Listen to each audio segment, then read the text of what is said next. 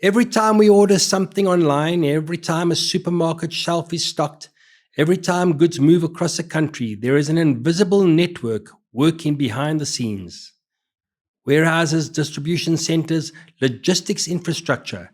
These are the engines that keep modern economies moving, yet they are rarely seen and even less understood. Over the past 2 decades, logistics property has quietly become one of the most important sectors in the global real estate. Today on Braadcast, we speak to one of the pioneers of that transformation. Andrea Taverna-Turisan, CEO of Equites Property Fund, has spent his career developing infrastructure that powers modern supply chains across South Africa and the United Kingdom. From entrepreneurial beginnings to building one of the leading logistics property platforms in the region, his journey reflects the changing nature of commerce itself. This is a conversation about logistics, entrepreneurship, and the future of how goods move throughout our world. Andrea, welcome to Braadcast. So, Andrea, thank you so much for joining us. It's actually, firstly, an honor and a privilege that you said yes, that you'd be on the Braadcast show, and we welcome you all the way from Cape Town. And this conversation is going to be a little bit about storytelling, and we want you to relax and be as honest and authentic as possible, and we're going to have a good time here today. So thank you for joining us. Pleasure. Good to be here. So, Andrea, I mean, obviously, everyone knows who Andrea is, but no one really knows what Andrea and what you do and the ins and outs. And this little story we're going to have today is just going to go dig deep and tell us a bit about where it all started and who actually Andreas is and where it all began and when did you get the passion to get involved in property. We know you've done a few other things before and as far as I know, I hear that you worked for Mark McCready at McCready Freelander. That's where I started in property. I mean, what a wonderful human being. So let's go back there and let's hear it from you. And I think maybe let's start with, obviously my parents both Italian. Italy after the Second World War was in probably the best of shape. Consequently, a lot of immigration happened. And my dad was from the northeast of Italy, a place just outside Udine, little village. My mom was from a town just north of Naples called Caserta. And as the gods would have it, they both ended up in what was then North Rhodesia, which then became Zambia. My parents met in Zambia. They got married in Zambia. I was born in Zambia and sort of had an incredible childhood in Zambia. Really Africa at a time where, simplicity was at its utmost, if you like. The unfortunate consequence of Zambia, though, was the fact that schooling became a problem. And my brother and I, basically, we got sent off to boarding school in the UK. And I did 8 years of boarding school in the UK, started at a very young age of 8. But I suppose it planted some seeds of self-sustainability, if you like. And unfortunately, when we were at boarding school, my brother passed away in a car crash. And consequently, I left boarding school. I lived with my mom in Milan, went to the British Community School in Milan, did my A-levels there. And then post that, went back to the UK and went to university in London. And did a mathematics and management degree at King's College in London. And I was there basically until 91. And my first time in South Africa was actually in 91. I traveled after I graduated from university and I arrived.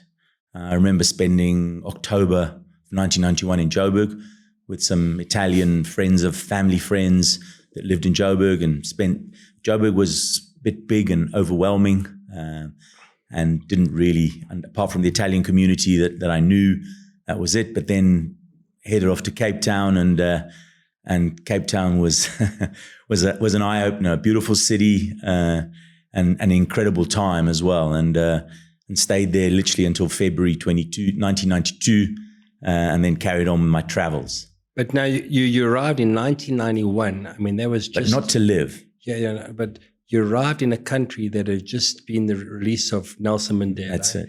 It was the new South Africa. We hadn't had time. the elections yet. It came in, I think, 94. But it was almost a new beginning for yourself and a new beginning for the country. So a more perfect time to start. 100%. You hadn't seen the history and everything that we had gone through. But I think a lot of people maybe today still, even though it's only, 30 years ago, I think people still underestimate how important and powerful Nelson Mandela was, because the one thing I sensed when I was here in 91, 92 was there was this deep sense of this place could explode at any moment kind of thing. And I think the leadership that Mandela showed in those early 90s to take South Africa to that election in 94. I was working in London at the time, and I was obviously watching. And then 95, the way he managed to unify the country around that Rugby World Cup win, which is the reason I came. The celebrations, people running in the street with Rainbow Nations placards. That a week after that happened, I handed in my notice in London and decided I'm going to South Africa to try my luck at creating a life in Africa. So I don't think it would have been too difficult for you, because going to boarding school at a young age teaches you to grow up very quickly and become very responsible. And I think maybe, would you say that laid the foundation of your ambition and your desire to succeed and achieve? Because I mean, I know it's tough being in a boarding school, and especially away from your folks. Yeah, I mean, I suppose it certainly shaped me. There's no question. It probably gave me a little bit of a hard edge. But ultimately, I was still that Italian mommy's boy that went to boarding school. So it's the yin and yang of my personality, I suppose, that, I often get labeled with this. We all still mommy's boys. If you're from a Mediterranean family, you're a mommy's boy. Looking forward to mommy's cooking. That's it. So, but I arrived. I mean, I arrived on the 4th of October, 1995. I checked into a guest house on Main Road, Greenpoint, and effectively my home base was Giovanni's Delicatessen on Main Road, Greenpoint. There, I used to go and have coffee there every morning, and that's how I met the Italian community in Cape Town, and through the Italian community created a friend network. And then eventually, I managed to get myself actually into the property industry, because I had always had this notion of the value of property, even as a teenager, this concept of controlling and owning an asset, which could basically give you an income almost in perpetuity sometimes. But it wasn't your first business. I mean, you didn't go straight into property. I was working for an ad agency in London. I was a media planner. So I used to allocate capital to different forms of media on behalf of campaigns which were developed by other people. So, I mean, it was fun at first, but I got very bored of it very quickly. So I'm very numerate. I'm quite good with numbers, and that's always been a strength of mine. But my dad had a substantial construction business in Zambia, but my dad didn't believe in hard assets. My dad was very much a man that came out of the Second World War and the poverty of the Second World War, but believed in cash. I don't think he ever had a single centimeter of debt in his entire life. Everything he had, he bought 100%. And there was his son trying to explain to him that if we leveraged things, he didn't buy my story, basically. Yeah. So, but it's still. I mean, I was blessed. My dad was successful, and the consequence of which is that my life, my upbringing was exposed to above the average, if you like. And I suppose, like anything, these things shape you. The death of my brother shaped me in a massive way as well. It's all of it comes together. But ultimately, I suppose genes play their part, and you are property. You're a function of what you are, and ultimately, I still to this day believe that any sensible investment strategy should have a portion of property as in it, no matter what industry you're in or where you play or what you do. But there's no question that property is a valuable element in any investment strategy. So how did you end up at Macready? Friedlander? So I worked for a lady up in Belleville. She was a one-man band, and I worked for her, and we did a couple of deals, decent-sized deals. We're talking now the late 90s. Interest rates, I think, were up at like 24%. They were. 1998, they hit 24%, 24.5%. Yeah. So we were trying to do property deals in that environment. It wasn't easy, but somehow we did. And then, I met a guy called Bruce Rogerson and a guy called Sam Rutz that were running McCready. Bruce Rogerson's still around. Yeah, I still see Bruce every now and then. Tower Property. Yeah. And I'd met them through just being in the industry, if you like, and they sort of said, well, why don't you join us? We've got a bit of a bigger network and we can potentially feed you more stuff into it. And so I decided to sort of jump ship and join them. But at the same time, I'd invested with two mates into a food business. So we started a food business called Rialto Foods. And I used to go in basically at weekends and reconcile the week's work and whatever, and just make sure that we were hopefully not losing money. And then we eventually got a flour contract to supply one of the Woolworths factories in Franschhoek, a factory called Wonderland Food. So we were supplying them Italian flour. They're making fresh pasta. And that contract basically was going to make us enough money that I could actually then go into the business full time. Into the Rialto business. Yeah, that's it. Yeah. So that's when I left McCready Friedlander, and then I basically went into Rialto full time. That would have we started Rialto in April 98, and it would have been sort of probably mid 99 that I went in full time. And we grew that business exponentially. We grew the Italian shop in Woolworths. I don't think everyone knows what Rialto Foods, but I mean, you basically are responsible. Importer. No, but importer of Italian product. But I mean, you basically almost all the Italian product that is in Woolworths is through Rialto. Through Rialto. That's right. I mean, it's unbelievable because so the only Italian product that won't go through Rialto is the wine. Okay. So that gets imported by an Italian business in Cape Town called Malgab. They do the Italian wines for Woolworths. And they obviously Woolworths, because they want the best. They obviously but we grew it. Woolworths it's an incredible food business. Their attention to detail, their desire to want to push the boundary. They're prepared to expose their customer base to new product range and develop customer range. And obviously we were three entrepreneurial guys that we were there. We were on the button, and are you still? They still involved with you today in any sort of that? No. So I sold out of that business then in 2000. So I built the two warehouses. So my first property deal I did in South Africa for my own account is I was able to acquire the Simba warehouse in Cape Town. So the brokerage at the time called Ginsberg Rich, Mike Rich and Dave Ginsberg. I did my very first deal with them and bought the Simba warehouse down in Parow. And obviously it just made sense to me. Everybody told me I was mad. It was too expensive. And it was at the time, I suppose, relative, but I bought the cash flow. I bought the 12-year income stream. That was what was important to me. Simba had signed for 12 years. Oh. Yeah. Okay, but that Rialto, you built also the factory for Rialto. That's right. So I was doing that. So that was my investment in there. And Rialto was making my day-to-day living cash, if you like.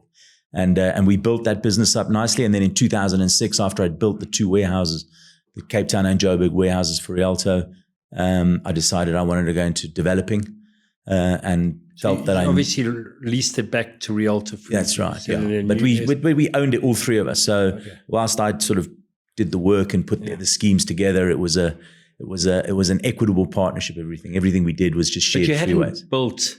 No. A property before. You hadn't developed a property before. No. So tell us the challenges of there I was very developments. There I was very fortunate. There was an old Italian gentleman. Unfortunately, he's passed away, Angelo Schincariel. He had a construction business precast construction business in Cape Town called Aldera and Martina. He was very kind to me. He was like almost a mentor to me in that sense. And he assisted us. So he actually drove the process and I sort of stood beside him. And his son, Peter, who still runs the business, basically he developed these precast panels. And effectively how we used to build is you'd put up a steel frame and then you slide these concrete panels in. So we didn't build with bricks. And And I thought, I've always been a believer in precast. I think it's a fantastic system. And Angelo really held my hand through the whole process. If it hadn't been for him, I probably wouldn't have had the balls to do it. So I've got an immense amount of respect, God rest his soul, for him. He was extremely generous with his time with me. One of my questions next is, who did you learn the most from when you started developing? And you've answered that question. Well, I mean, he ultimately, I think, who you learn the most from is actually is trusting yourself at the end of the day. But sometimes just to cross that first bridge can be the hardest. The self-doubt, because we're talking substantial amounts of money, and you get it wrong, it can be painful, if you like. And Angelo, I suppose, gave me the confidence and the courage to trust in myself. And then in 2006, as I said, I sold out of the food business and sold the properties to my ex-partners as well. So they took everything and I just took cash. And then I started developing for myself. And did you have any idea that this is what you wanted to do, that you wanted to build a property fund of? Not a fund. I wanted to build I wanted to build properties, and I felt that by getting in at grassroots, there was a lot more value to be had than just buying a finished product with an income stream.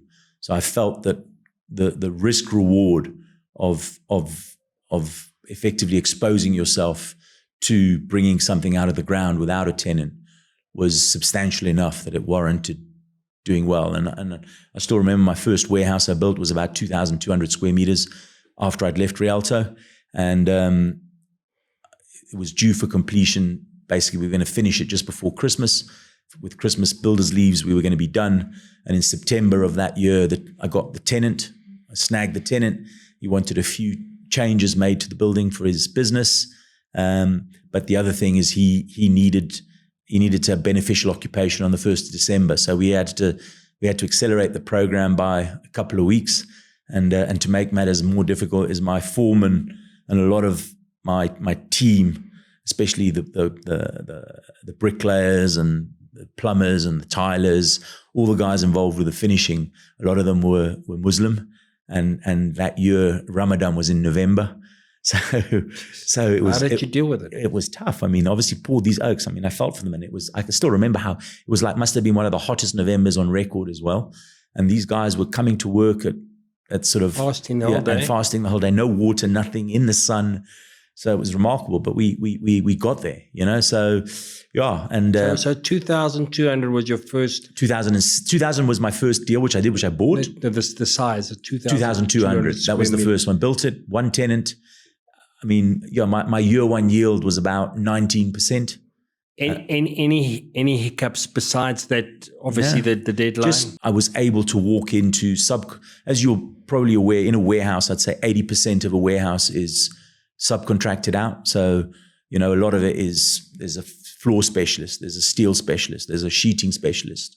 It's all specialist people that as a main contractor you bring together. Now, I was the QS, I was the project manager, I was the development manager, I was the contracts manager, I was the contractor, That's why it was done right. I sort of did everything, and I had a small team with me. I had a gentleman who had been involved on a renovation at my house, was the foreman at my house, who I ended up getting on with when he did that work.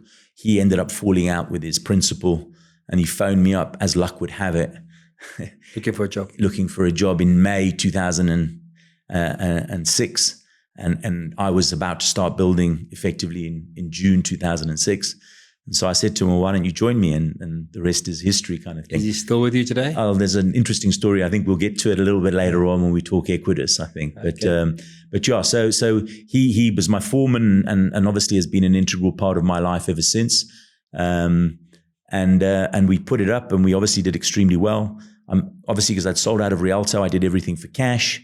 Once I got the tenant and the building was finished, I geared it. I got all my money back and a little bit more. And then I went on to the next one. And so from 2,200 square meters to building mega logistic distribution warehouses today. Yeah. I mean, some of them are now over, I think the largest. Well, we're sort of doing 90, 100,000. So, okay, so you have 200,000. Yeah. We own a few that are bigger than that, but we didn't build them. Okay. Amazing. I mean, that's just, I mean, it's not a long time ago. When you think of how quickly time goes, I mean, you look back, COVID was 6 years ago, it's flown by.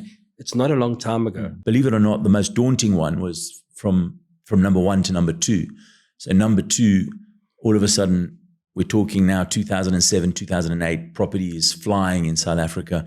Land prices in Cape Town are going crazy. Just before the crisis. That's right. And I'm thinking, where am I going to get my next piece of land? People are like wanting 1,000 Rand a square meter those days. I mean, it's crazy. I mean, I'd bought my previous piece of land at like 300 Rand a square. And eventually I found in Paro Industria a site that had some old buildings on it. And the gentleman was selling it on a yield basis, but nobody would pay him the yield because they thought it was too expensive at 9%. But what I worked out was that it was actually 500 Rand a square meter for the land. So I paid him cash for it, quick. And then I knew that the building that I was going to put on there, I wanted to bring it out speculatively, but I knew that I didn't want to do it. I'd wait for a tenant. It had to come out speculative. I didn't want to borrow from the bank. I wanted to do it for cash. So that's where I approached a gentleman by the name of Giancarlo Lanfranchi at the time to see if he was interested in joining me as an investor into the development, and he agreed. And effectively, when we knocked down all the buildings and we had this plot was about 14,000 square meters, and I looked at the plot, and for the first time, that actually was a little bit overwhelming. That's where I thought, my God, what have I bitten here? Is it more than I can chew? And we built, I think it was just shy of 8,000 square meters on there. And again, without a tenant. But there again, we were due to be complete in December, and by September we were fully let. We let 2/3 of the building to TFG, and then 1/3 of the building to a company called Ace Packaging. So they took the third, and they obviously try to convince us, because they were property owners themselves. So the guys that owned Ace Packaging, they wanted to buy their third sectional title, but obviously it wasn't for sale. But obviously we were fully let before we finished building. And then on completion of the build, we basically then geared the building, and we got all our money back and some more. And yeah, our year one yield on that was almost 20%. So, we were making really good money. And the beauty of it is that, again, I sort of did everything from A to Z, but I had an investing partner who trusted me implicitly. So, I'd phone him up on a Thursday and I'd say to him, okay, tomorrow I've got to pay the subbies. You need to put 2 bar in my account so I can pay everybody. And by 10 o'clock the next morning, the money was in my account. Didn't even have to send him an Excel spreadsheet. He just trusted me implicitly. Well, that's an incredible story. Yeah. I mean, that's amazing. Yeah. Because if you got that, I mean, a lot of people's challenges in development is the financial part of it. You've got the ideas, you sometimes got the... But obviously it was 50% was my money, 50 was his, and we both made money well together. And then from there, we ended up developing a substantial portfolio together.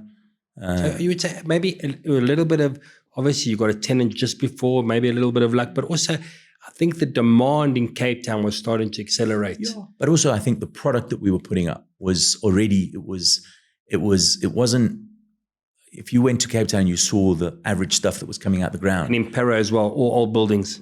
As well. I mean, we were putting up height. We were putting up dock doors. We were actually putting down FM2 floors. So we were putting flat floors for the height. We were paying the extra for the specialist floor contractor. Did you travel and see what they were doing around the world, or do you just say, listen, this is what people need? And just read the internet and just educated myself. And then, as I said earlier, I mean, one of the benefits is that I had a lot of subcontractors that trusted me. So, I mean, I'll never forget going into Anchor Steel when I did the first 2,200. And the owner there was a guy called John Lumby. And his son-in-law and Carl Lutzlow was his engineer. They eventually bought him out, and they actually own that business today. I went in there and I said, hello, Mr. Lumby. My name's Andrea Taverna. You put up the steel for Angelo and me for Rialto. Okay, good to meet you and whatever. I'm about to put up a warehouse in Cape Town, and I'd like you to do the steel for me. will you give me some credit?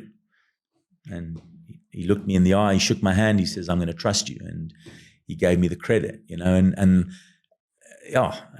without people like that effectively trusting you when you're a young entrepreneur, you don't get ahead, and they trusted me, but obviously I honored that trust. I never, even if it meant that I had to sacrifice something for myself, but I knew I could pay everybody. But obviously I wanted to keep my capitalized interest portion during development as low as possible. The rest is history. And like Anchor, there's a business called Premier Concrete Floors. I mean, the two gentlemen that started Premier, they used to work for Neil Muller Construction. A lot of people in Cape Town will remember Neil Muller Construction, one of the real premier building contractors in Cape Town, especially in the warehouse space. Fortunately, they went into liquidation, but they had a division in their business called Laser Level Floor, and they brought in this laser leveling machine. They were one of the first in the country to have it, and they kept promising these two gentlemen some equity in the business, and the equity was never coming. So eventually, the two gentlemen decided to call it quits, and they decided to start their own business. And their first contract was actually the Asahai Road in Paro warehouse that I spoke about before. And when they went to AfriSam to try and get some credit, AfriSam said, well, we don't know. I mean, when you were Neil Muller, we would have given you credit, but we're not giving you credit. So they came to see me and they said, listen, AfriSam won't give us credit. Can we buy the concrete off your account? And so, I said, absolutely.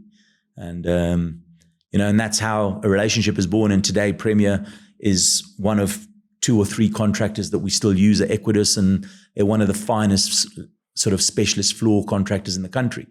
And some of their foremen who have now raised through the ranks because they're a much bigger business, who are sort of, running sites on their behalf. When I walk onto site, they still remember me from those early beginnings. But it's lovely that you mention them. It's lovely that you mention all these people that helped you along the way, because, sometimes we talk to people and they've made it on their own and they haven't needed any help, and they've got there because they did it all themselves. So it's wonderful that you actually even remember all the people that helped you along the way, and that's testament to your character. I still get excited when I go to site. Unfortunately, I don't get there that often today.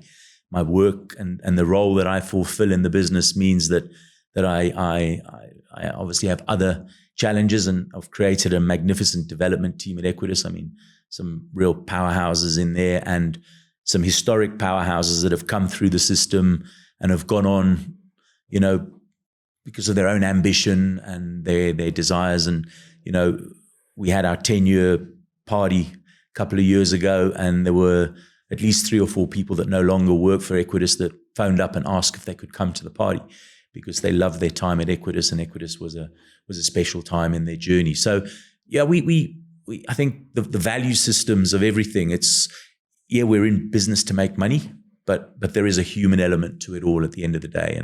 And if you can touch on those human elements, I think you get the best out of people. So your buildings went from 1 to 2 to a couple. There was 2 was the first one. The second one was 8,000. Then the next one was the biggest challenge of my life. I built a bakery for an American company who were the biggest suppliers of bread to McDonald's. They were called. I think I remember reading about that. Yeah, East Bolt Bakery. They were called.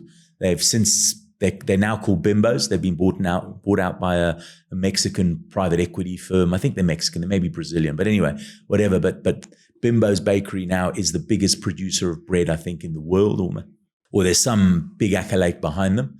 But I had 2 American engineers that were flown out by East Bolt to come and oversee what we are doing on their behalf. Did you have the site, or did you have the relationship? Had the site. You had the site, and we had the power. Okay. And then we sold them the dream that we could deliver for them at a price that I think no one else could. And again, I ran that process A to Z. I was QS. The size of the property wasn't that big. It was only about 6,000, but it was specialized, and it was expensive. Okay. There was a lot of piping, for the cold water system, hot water system, air system, gas system.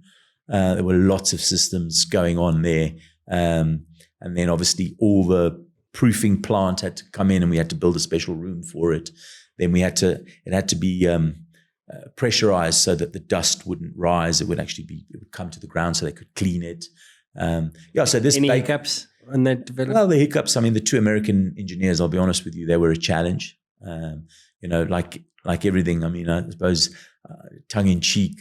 The Americans always know best, kind of thing. And the reality is they were trying to impose, I suppose, American systems and American ways to South African operational enterprise. And the reality is that after they left, we had to go in on behalf of the client to make a whole bunch of changes to allow the system to actually operate efficiently within the framework of South African systems. But ultimately, I suppose that the challenge there was to keep one's cool, because ultimately they were the client and they were paying for it ultimately. So, you try to challenge them and trying to sort of give them the best advice that you felt would be in their interest. But, as they say, you can take the donkey to the water, but you can't make it drink, kind of thing. Well, after having a client like Woolworths, I'm sure the Americans weren't that too. Yeah, listen. I mean, you learned something along those lines. I tell you what, Woolworths were demanding, but they were fair. They were incredible. It was an incredible part of a journey. But it helped you shape you to 100%. Eventually working with people that 100%. were so demanding. And thinking outside the box when we worked with Woolies to get stuff in for them, because, everything had to be with their labels. They also had an Italian importer that was going bankrupt. So we were taking over enterprises, and he was leaving horrible debt behind in his bankruptcy in Italy. So we limited the damage for Woolworths through that. But then from there, we really captured the moment and drove a process of range growth.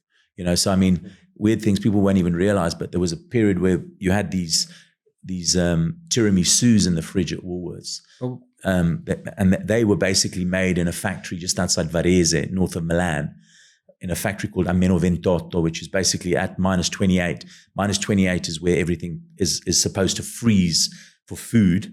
And we would basically import them frozen, and then they would get basically a 30-day shelf life from defrost. And we'd put them into Woolies, and it was an incredible product. I mean, it really was an incredible product. And I mean, that's the kind of risks that Woolies were prepared to take. But I think if you're not an entrepreneur, you're not a businessman, and you haven't got the acumen to deal with those, or the EQ to deal with those, and if you're just solely a developer working and delivering for those Americans, I think you could have got stuck. So I think could have been fighting battles which weren't worth fighting. And I think 100%. You knew how to navigate it because of your past. Yeah. Unfortunately, we had the head of East Bolton, South Africa, was a Turkish gentleman that was based up here in Joburg, because they already had a bakery in Pretoria, up in Waterloo. And what was important is that we gained his trust. Okay. So, through him, he was communicating to the owners back in Chicago and saying, guys, we've got to trust these guys. We've decided to go with them and whatever. So we navigated, but it was a challenge. And then on the back of that, we got the Digistics business, because Digistics were buying, they do all the bread, all the buns for Woolies, KFC, not for Woolies, sorry, for KFC, McDonald's and everything. And Eastbolt do all that bread. They do Burger King. They do a lot of the franchise guys' bread, basically.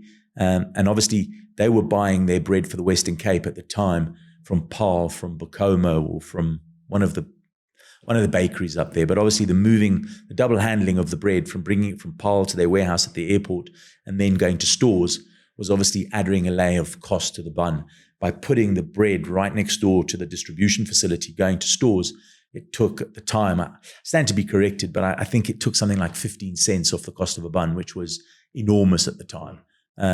So it made a hell of a lot of sense. So we built the KFC warehouse, then we built the McDonald's warehouse, and then subsequent to that, we ended up building the ancillary warehouse. And Digistics still occupy all three warehouses. There's like a tunnel at the back coming out of the bakery, which delivers the bread into the warehouses effectively, so you don't double handle the bread. And it just took sense off the cost. And bread, within the realms of what goes into these fast food outlets, is, from a supply chain, it's the most expensive product, because it's very voluminous. You can't squash it, otherwise you ruin the bun. But obviously it's very cheap.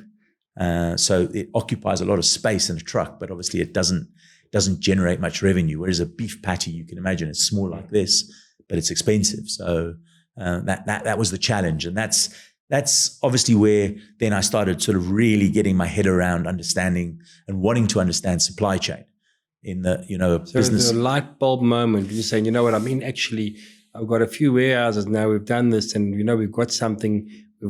We've got a little portfolio here. And was that kind of when you decided, maybe let me get some bulk it up, and maybe? Well, the bulk up was always going to be there, and then in 2008, with Giancarlo as well, and two other gentlemen, we started. Giancarlo and I basically wanted to invest in some property in the UK. We'd got caught in a fund, and which went horribly wrong. So we met a gentleman. Giancarlo knew him already. That was involved in one of these investing enterprises into the UK, and through him we got connectivity into a lady, ex-South African lady that was in London called Kim Colleen, and through Kim we bought our first property in London, which was a little supermarket with a William Hill bookie and whatever. So we bought that for our own, but in then socializing and because we'd put money in, basically a lot of people we knew said, well, if you do another one, let us know, we'd be more than happy to come in with you. And from that, Left Field was born basically, which then we had to make a decision, what asset base are we going into? And a lot of the other guys involved in it, they wanted to go into retail, and I was like, no chance, guys. We've got to go into warehousing. Warehousing is the future. It's where we're going to make money. Retail is too expensive for the cost of capital coming out of South Africa. Where is the future? Why? Because of the supply chain moments. It was just everything. The internet was going. Amazon was going from strength to strength. Just supply chain was the critical aspect. And unfortunately, those partners. But it wasn't South Africa. It was the UK. Well, weren't they already ahead of us? Yeah, they were. And so we bought a couple of assets in the UK. But what we did is we syndicated them, and we brought in third-party shareholding into it. But obviously we put a substantial amount of capital in us of our own as well. And I think that was the enticing factor where the people that we asked to join us, they said, well, yes, you are going to make a bit of a margin on it, which is fine. We accept that, but you're in the risk with us. So we're happy to come along for the ride. And we grew that business nicely. And then through that, then the next part was starting to think of let's put the portfolio together and let's list this thing, because all of a sudden institutional capital can take you to the next level. So that's when Giancarlo and my portfolio together, and then we were quite friendly with a group of developers that controlled Airport City. There's a guy called Kevin Dreyer, a guy called Johnny Cullum, and a guy called Alex von Klopman. They had a business of their own, and effectively we managed to convince them to put their properties with mine and Giancarlo's, and that was effectively the seed portfolio of Equites. And the name Equites? So then a gentleman by the name of Rian Gous, who many of your listeners may know, we rub him up often. He had the great privilege of playing rugby professionally in Italy and France, but also got quite a few caps for Western Province, and unfortunately remembered for missing a kick in 1989 Currie Cup final at the end to win the Currie Cup, and it was shared with Northern Transvaal at the time, 16-all. And obviously he's had to live with that for the rest of his life. But, like I say to him all the time, just the privilege of having been on that stage and played in front of 55,000 people, no one can ever take that away from you. So, but anyway, he was a lawyer, had been my personal lawyer for many years. He was involved with the Arabella Group. He had left his legal practice to join Arabella because he's an avid golfer like yourself, Norman. And yours. Yeah, but you and him are good. I'm not. And with him, we basically, through a guy called Peter Hessling, who's at Cliff Decker. He's one of the main lawyers at Cliff Decker, who's done a lot of the listings in the property space. We went to see him with this idea of doing a property fund with predominantly, effectively industrial assets. And we asked him, what do you think? He says, well, I don't know. You need to speak to a guy called Andrew Brooking. From Java. He's the guy that's done them all. I said, so how do we get hold of Andrew? He says, no worries. I can organize that meeting. And we ended up, Rian and I went to meet Andrew in October, I think 2011. We sold him our idea of this REIT. We told him that we can probably muster about $1 billion, 1.1 billion of property. And Andrew basically, he liked the idea of the specialization. And strongly encouraged us to go there. So we could have made it slightly bigger. We could have, if we brought some retail assets in, he encouraged us not to go there and to try and keep it on the specialization. So that was it. And then we struggled to get anything going because it was still property loan stocks at the time. Before the REITs. Yeah, it was before REITs, and there were certain tax dispensations that didn't work at the time in terms of how the listing would have happened, because a lot of the guys wanted to keep their assets in terms of in paper, and then when the REIT dispensation came in, it simplified that process, and that happened in April 2013. I think REIT dispensation became legal, and then effectively we went back into gear late 2013. We went on a first roadshow in April 2014 to see a few institutional investors with Andrew. And we were sort of okay. We weren't well received, but we weren't terribly received. I mean, I still remember, were you big enough to be? I mean, it wasn't a large size to list. It wasn't a large size, but it was okayish. I mean, I still forget in that first roadshow, when we went to see Catalyst. Paul Duncan and Andrew Stadler. So we knew them both socially from outside of work, if you like. So we thought, you know what? We'll get a warm reception here. We went in there and they absolutely tore us apart. No way. Well, they got that wrong. Yeah. But, we laugh about it to this day, basically. But anyway, so Andrew basically felt comfortable that we were good to go and effectively... Paul's never said he's ever made a mistake. You know that if you ever ask Paul if he's ever made a mistake, he'll say no.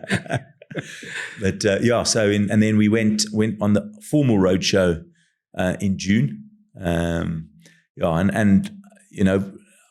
For many years in that period, sort of how I dressed, it was always a pair of jeans, nice shoes, formal shirt, and then a nice jacket, whatever. But it was always jeans.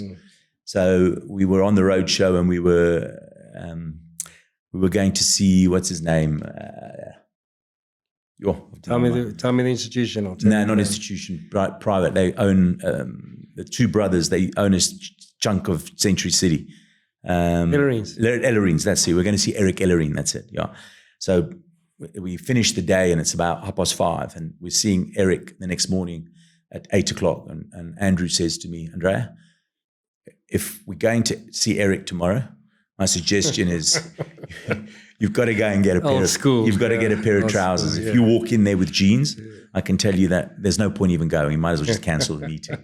So off I run to Sandton City, and I end up going to Hugo Boss, and I buy myself a pair of trousers so that I can go and see Eric the next morning, appropriately dressed, should we say. He still didn't put any money into us on listing, but it was a funny story. We still laugh about that and as part of the journey. So, but anyway, so that's that story. But and then we got to June 2014, and so we went on the formal roadshow, and we needed to raise about 450 million rand to make the listing worthwhile. Anything less than that wouldn't have worked. I think we got offers of maybe just over 900 million. So we were obviously really, really pleased with that. We took 600 million off the table. And our three principal shareholders on listing were actually Coronation, Alan Gray, and Fort. And actually, when we went to see Alan Gray, they actually asked if they could take the whole bunch, the whole lot. And obviously we said no. But we've subsequently traded out.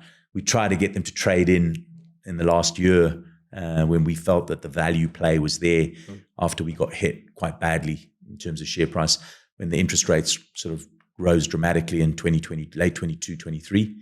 But yeah, they haven't come back into us. But yeah, that's another story. So I mean, the portfolio has grown exponentially. So we listed 1.2 at its peak. The portfolio between South Africa and the UK hit about 30.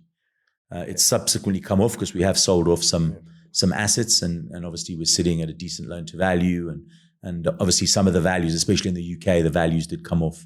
I mean, in September 2022, I think the portfolio hit its peak in the UK of £550 million, and with the external valuation of that was it. We do external valuations everywhere every 6 months, externally valued. Then going through to end of Feb 2023, we wrote £100 million off that portfolio. You weren't the only ones. No, 100%. Fortunately, we weren't. It was a worldwide. Yeah, absolutely. Situation. Fortunately, we weren't over leveraged. So from that point of view, we were fine. But what it did show is that the UK business, in the sense of investing more money into it to grow the portfolio, became very, very difficult for us. There was no free carry on the hedging portion, and in fact, the equity was now needing to actually carry the hedging portion. So we realized very quickly cost thereafter. of capital they went through the roof. Yeah,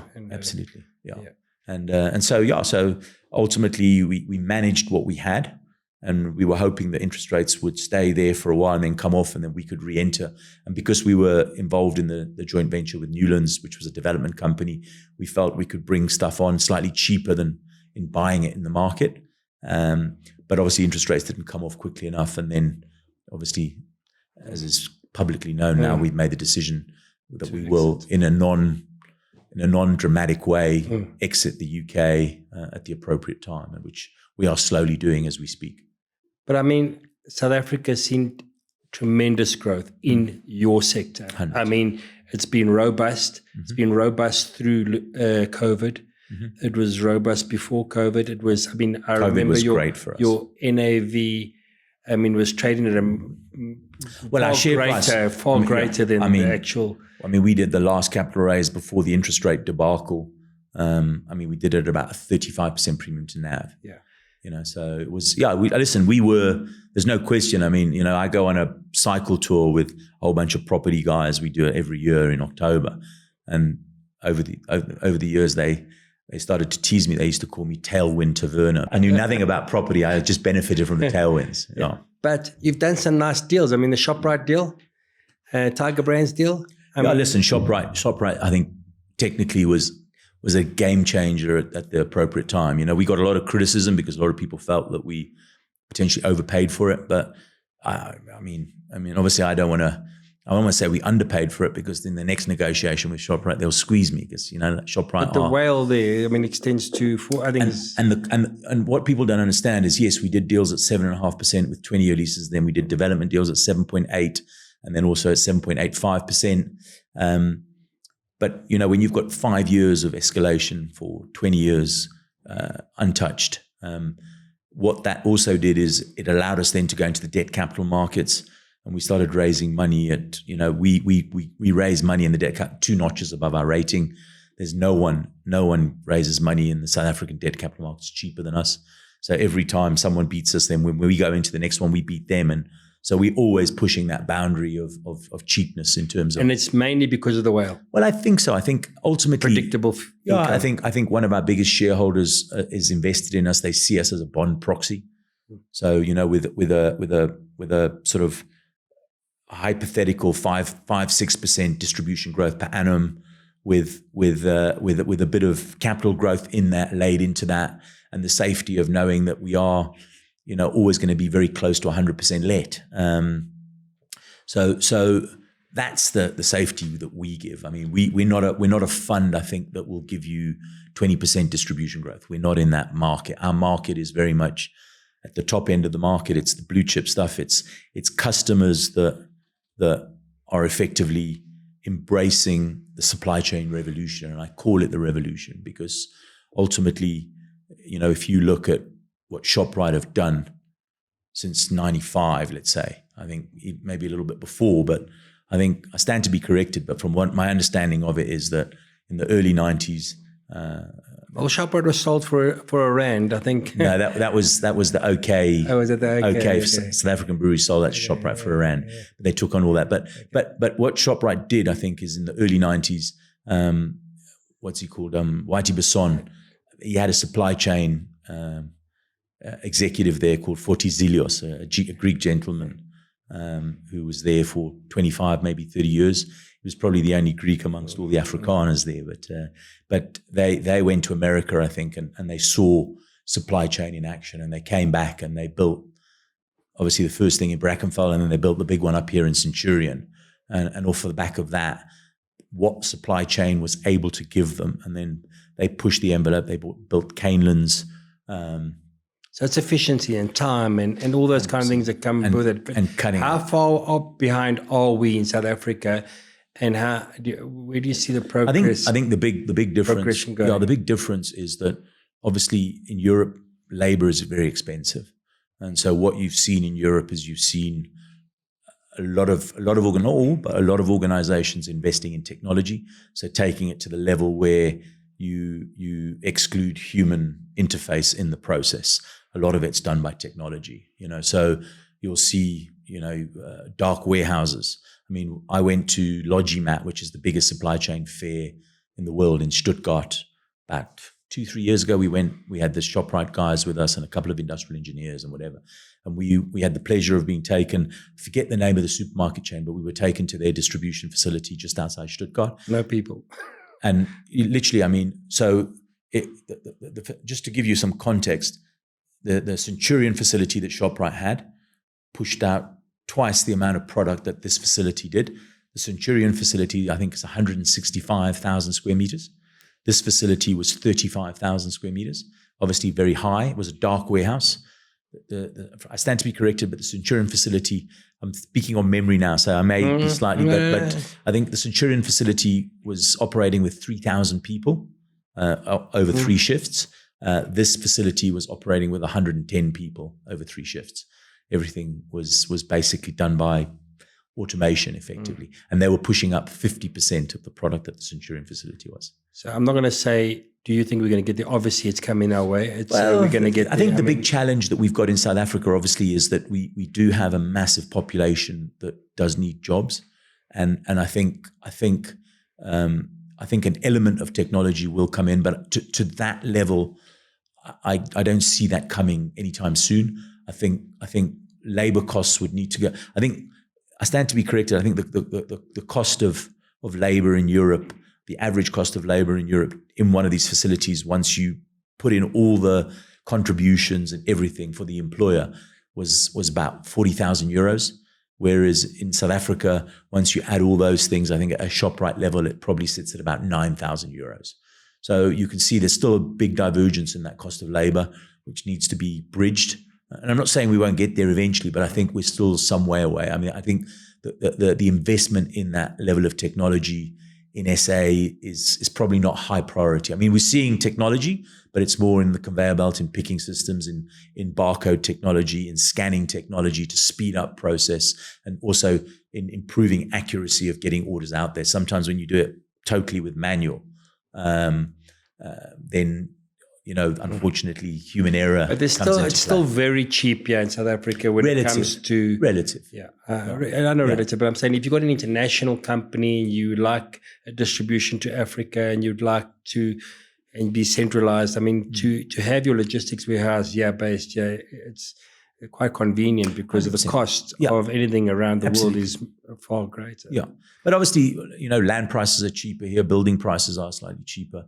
Just to put context. South Africa, your A grade, like Paka warehouse, 15.5 meter clear height, proper floor, proper yard, bells and whistles, you're probably costing somewhere between 12 and 13,000 rand a square with land in it, let's say 1,300 a square. That's what it will come in at. Obviously, in Cape Town and Durban, land is substantially more expensive than that, but so it will be higher. But, in the UK, that existing facility, that same facility in an not in London, so forget London, but in a good East Midlands logistics node will be probably 4 times that price. You've won a number of awards. You were voted in the top 100 companies. You've won the IFC Edge Champions Award. You won the ESG Top Rated Company Award. You won a number of awards. You've even got a student program for entrepreneurs and learning logistics and property that you've got going within the company. But for you, I mean, you're still very young. I mean, you're not much older than myself. I think we're around the same age. I mean, your ambitions to grow, carry on growing this fund? Are there acquisitions and takeovers in the horizons? Ultimately, I think without blowing too much smoke up our own backside, the Equites product is a special product. It's constantly breaching the boundary of what is affordable, if you like. But I mean, we've got many examples where we've brought clients, we've convinced clients to believe in our story, and they've gone into properly designed facilities for their business, and the consequential impact, which is one that you almost can't calculate upfront, but the consequential impact of all those small things, of getting a truck in and out in their previous warehouse 45 minutes, bringing that down to 23 minutes, doing that 364 days a year, 24 hours a day, takes your availability factor in store from 84%, it takes it to 96%. TFG, since their new warehouse, the omni-channel warehouse that we developed for them at Riverfields, you go in their results presentation, you'll see they've gone also from 84 to 92% availability. They've taken their supply chain to be able to replenish from 4.6 days to 2.6 days. And the ambition is to get that to about 1.5 days. And they'll get there. But you can't do that if you don't have, obviously you need the technology in the warehouse to do it, but you need to put it in a warehouse where the technology actually works, that the real estate doesn't impinge the technology. And I think that's where Equites is very good, is that we're good at selling that dream to the clients, and where the clients have embraced it, it's amazing how much repeat business we get. So no plans of slowing down? No. But the portfolio, ideally, I think for Equites to be the real safe haven from an investment point of view, I believe the portfolio needs to be about 50 billion. So we're probably about 22 billion away from that at the moment, but we'll get there.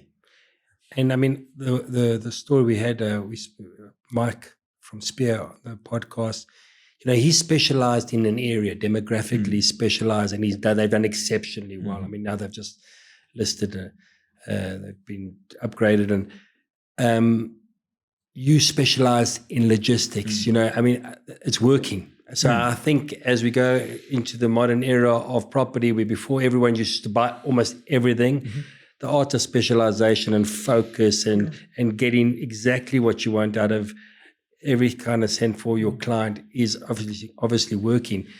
Are there competitors out there that you think are giving you a run for your money? Yeah, listen, the beauty of South Africa is, I think there's one expression, and I've been here 30 years, but I don't speak any Afrikaans, but there's one expression that really sums up the South African way, and that a boertjie make a plan, and ultimately the level of entrepreneurship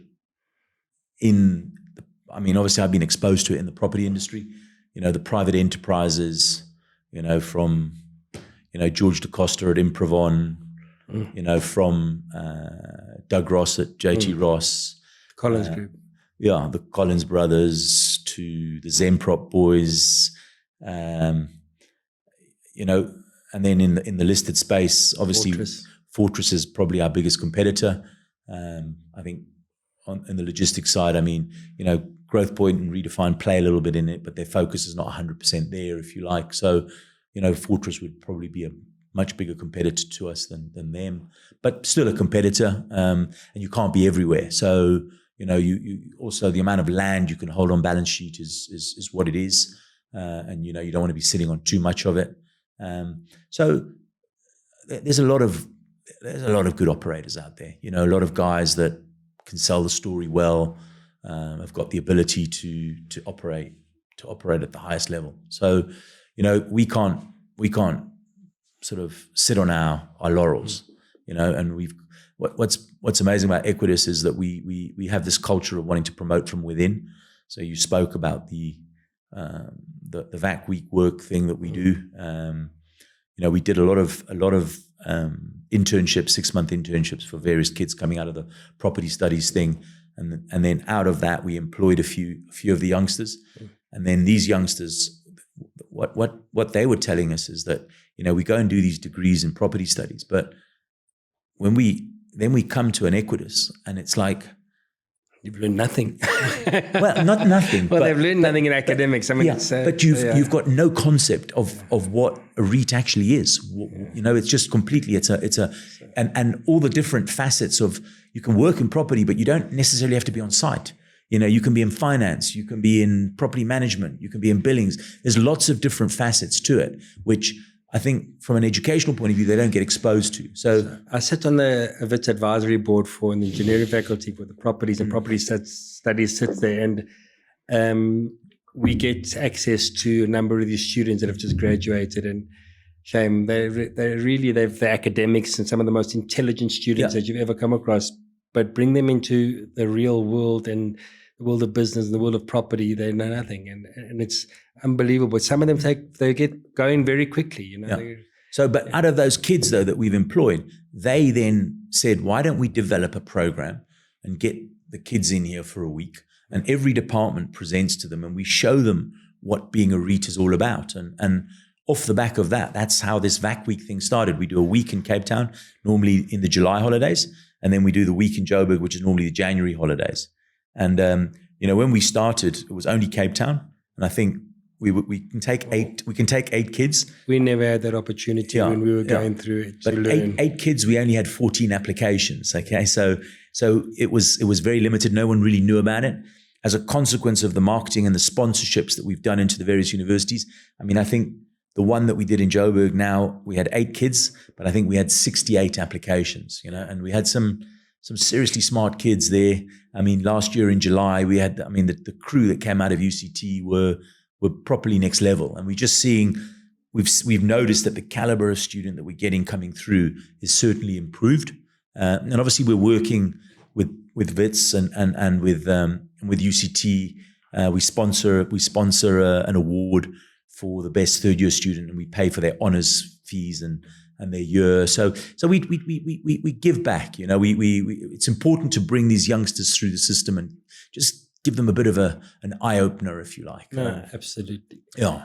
Well, Andrea, I need to ask you, anything you would have done differently, any regrets, any mistakes? Because you've had 26, 28 years of entrepreneurship, and I don't think you could achieve much more. You tick all the boxes of fulfillment. So looking back, there may not be, but then the left field in the UK, when obviously the Equites thing happened, then it was, we either list left field and take it institutional, otherwise I'm out, and my partners in that didn't want to list it, so I traded out of that. But there was the right decision. It was good to move on, and then Equites.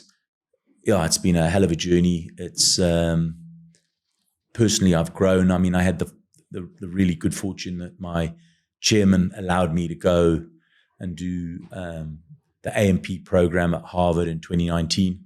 And having never really worked in corporate, and finding myself now in a business that I wouldn't say was corporate, but was in a corporate world, and with its maturity probably needed to corporatize itself somewhat.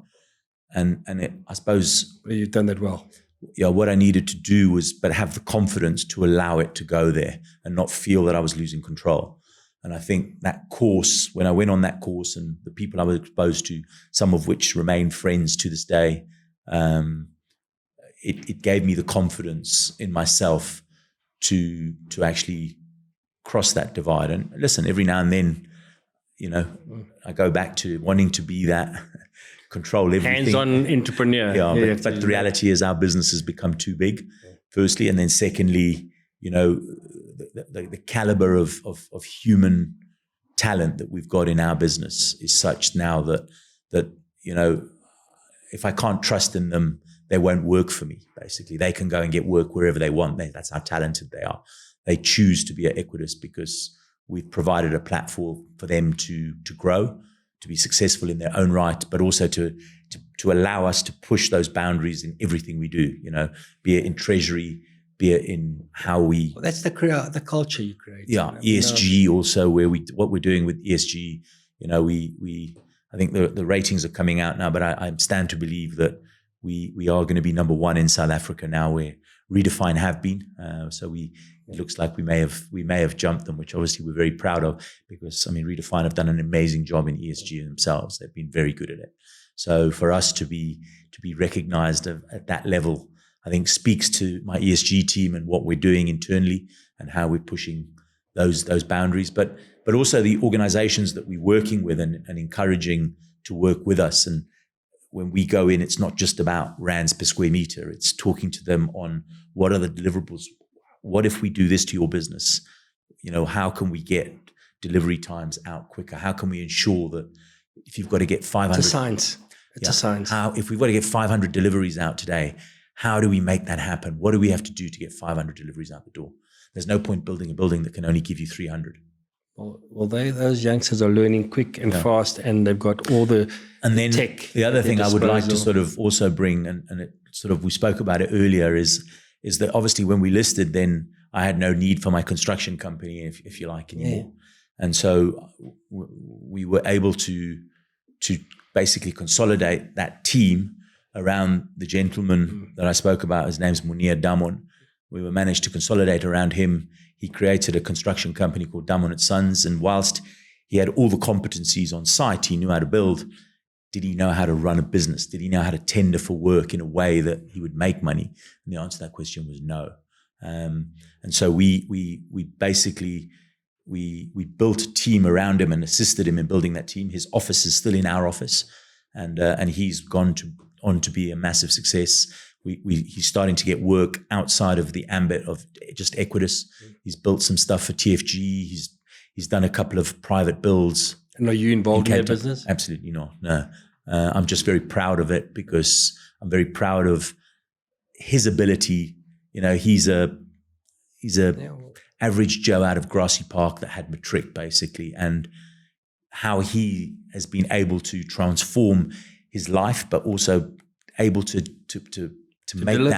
make that step. I'm so proud of him. I think he's an example of what true empowerment really is, basically. And I'm obviously very proud of that. And obviously, and that's where you've got the yin and yang of BE, where as a corporate, you're obligated to do these things. So you do them to get points, but there's also a human element to it where you should be doing it anyway. But the question is, if we didn't have BE in place, would you be doing it? Because you don't need to. But sometimes then BE gets pushed to a point where some of the things you have to do don't make sense. But so it's always trying to find that happy space in the middle. It's definitely got its place, because we do have a massive population that hasn't had the benefit of being exposed to resource. And in that, unfortunately, there are some players that have abused the system, and hence the system becomes perceived very negatively. But in that, there are success stories, and you can ask some of the banks about that. And we need to talk about the successes though as well, and that's why, from an Equites point of view, we're very proud of what Munir has achieved with his team, and they keep on going from strength to strength. And I hope within the next 5 to 10 years that they're a business, that Equites' business to them may only be 5 or 10%, that most of their business comes from us. And there might be more stories like that along the way. I'm sure. There were 2 times in your life that were very critical and you had to make decisions. So I want you to share with us what you would give the advice to a, say, 22, 23-year-old graduate. My son's 25. Okay, well, tell me what advice. 22. Tell me what advice you're giving them, because then the next question is going to be, what would you give a 30-year-old advice?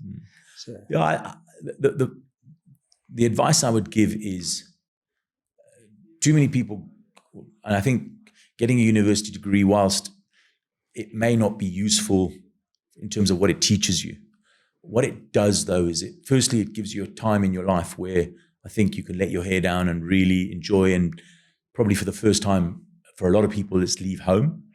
And if you have the privilege of being able to do that, I think